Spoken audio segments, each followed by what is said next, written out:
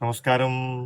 ഞാൻ ജിനീഷ് ശാന്തി യോഗ പരിശീലന ക്ലാസ്സുകളിൽ നമുക്ക് എല്ലാവർക്കും വളരെ പ്രധാനപ്പെട്ടതാണ് പ്രാണായാമത്തിൻ്റെ ക്ലാസ്സുകൾ എടുക്കുന്നത്. അതിൽ പ്രാണായാമത്തിൻ്റെ ക്ലാസ്സുകൾ പരിശീലിക്കുമ്പോൾ പ്രാണായാമ പരിശീലനത്തിൽ പ്രധാനമായും നമ്മൾ എല്ലാ ക്ലാസ്സുകളിലും ഉൾപ്പെടുത്തുന്ന പ്രാണായാമമാണ് ആൾട്ടർനേറ്റീവ് ബ്രീത്തിങ്, അതായത് അനുലോമ വിലോമ പ്രാണായാമം അല്ലെങ്കിൽ നാഡീശുദ്ധി പ്രാണായാമം. അപ്പോൾ ഇവിടെ പ്രധാനമായി പ്രാണായാമം പരിശീലിക്കുമ്പോൾ ശ്രദ്ധിക്കേണ്ട കാര്യം, ദിവസേന യോഗ പരിശീലന ക്ലാസ്സുകളിൽ പ്രാണായാമത്തിൻ്റെ പരിശീലനത്തെക്കുറിച്ച് പറയുമ്പോൾ പലർക്കും അതിൻ്റെ മെത്തേഡ് ഒരു ചെറിയ സംശയം ഉണ്ടാവാറുണ്ട്, റൂട്ട്. അപ്പോൾ ആദ്യം തന്നെ നമ്മൾ കൈയുടെ മുദ്രയാണതിൽ.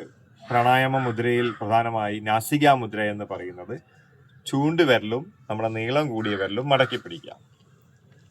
ഇങ്ങനെയാണ് വരുന്നത്. എന്നിട്ട് നേരെ നമ്മൾ നിവർന്നിരിക്കുവാൻ പ്രത്യേകം ശ്രദ്ധിക്കുക. എന്നിട്ട് വലത്തെ നാസികാദ്വാരം നമ്മൾ തള്ളവിരൽ ഉപയോഗിച്ച് അതിനെ പിടിക്കുക.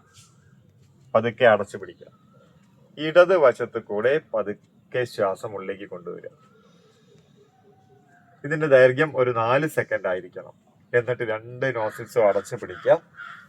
വളരെ സാവകാശം നമ്മൾ വലത്തെ നാസികാദ്വാരം ഇരട്ടി ശ്വാസമായിരിക്കണം പുറത്തേക്ക് പോകാം.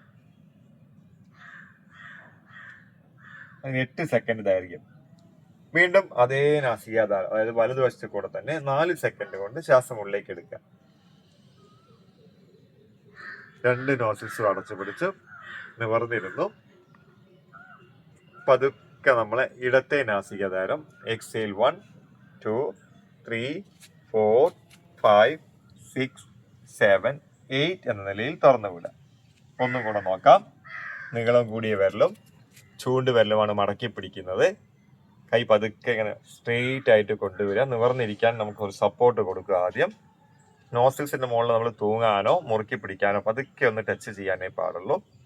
എന്നിട്ട് ഇടത് വശത്ത് കൂടെ ഇൻഹേൽ 1 2 3 4 എന്ന നിലയിൽ പതുക്കെ അടച്ചു പിടിക്കുന്നു. മുഖം പ്രസന്നമായിരിക്കാന്ന് ശ്രദ്ധയിൽ കൊണ്ടുവരിക. ശ്വാസം ഉള്ളിലേക്ക് എടുക്കുമ്പോൾ മൗത്തും നോസിൽസും അടഞ്ഞിരിക്കുന്നു. അത് നാളെ സോളാർ പ്ലക്സിലേക്ക് കൊണ്ടുവരിക. എന്നിട്ട് പതുക്കെ അത് തുറന്നു വിടുമ്പോൾ വലതുവശത്ത് കൂടെ ആയിരിക്കട്ടെ.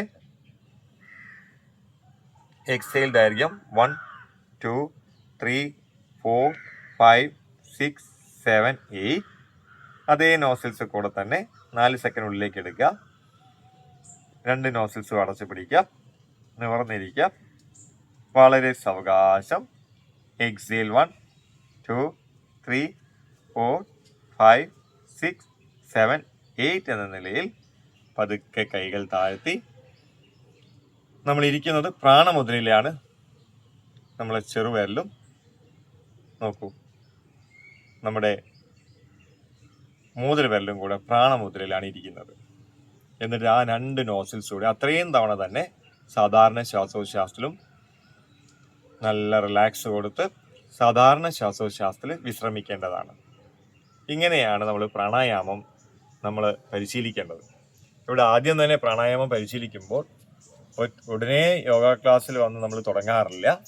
ക്ലാസ്സുകളിൽ സൂക്ഷ്മ വ്യായാമങ്ങളും, അതായത് ലൂസിങ് സിലബസുകൾ, ശുചീകരണ വ്യായാമങ്ങൾ, അതുപോലെ തന്നെ വളരെ ലളിതമായ ആസനാസുകളും ഒരു 3-4 സൂര്യ നമസ്കാരം കൂടെ ചെയ്തിട്ടായിരിക്കും പ്രാണായാമത്തിൻ്റെ ക്ലാസ്സുകളിലേക്ക് കടക്കുക. അതിന് മുന്നേ നമ്മൾ ക്ലാസ്സിലേക്ക് ചെല്ലുന്നതിന് മുന്നേ നമ്മൾ വളരെ ഫ്രീ ആയിട്ട് ശ്വസന ക്രിയകൾ ഉൾപ്പെടുത്തും. അതുപോലെ തന്നെ ശുദ്ധി വരുത്തുന്ന കപാലപതി പോലുള്ള ശുദ്ധി വരുത്തുന്ന ക്രിയകളൊക്കെ ഉൾപ്പെടുത്തും. അങ്ങനെയാണ് യോഗ പരിശീലനത്തിൻ്റെ താളത്തിൽ നമ്മളത് കൊണ്ടുവരുന്നത്.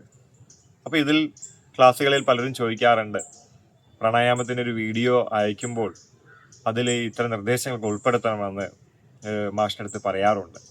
അതുകൊണ്ട് ക്ലാസ്സുകളിൽ ഇത്തരം സംശയങ്ങൾ നിങ്ങൾക്ക് മാറട്ടെ.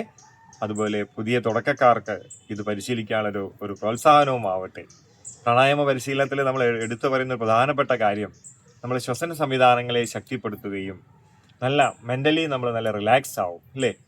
മനസ്സിന് നല്ല ആശ്വാസവും സന്തോഷവും സമാധാനത്തോടു കൂടി ഒരു ദിവസം തുടങ്ങുമ്പോൾ നല്ല ആത്മധൈര്യം, നമ്മളെ പവർ ഹൗസ് നല്ല എനർജൈസ് ആയി മാറുകയാണ്. നല്ല എനർജി ഉണ്ടെങ്കിൽ തന്നെയല്ലേ നമുക്ക് ദിവസേന നമ്മൾ പ്രഭാതത്തിൽ നമ്മൾ തുടക്കത്തിൽ തന്നെ ഇത് പരിശീലിക്കുമ്പോൾ ആ ദിവസത്തിൻ്റെ തുടക്കവും നല്ല ഹാപ്പിനെസ്സോടു കൂടി പോസിറ്റിവിറ്റി ആയിട്ട് നിങ്ങൾക്ക് മുന്നേറാൻ നിങ്ങൾക്ക് ഒരു പ്രോത്സാഹനമായി ഇത്തരം വീഡിയോകൾ സാധിക്കട്ടെ എന്ന് ആശംസിച്ചുകൊണ്ട് ഞാൻ Jineesh Shanti Yoga. Thank you so much.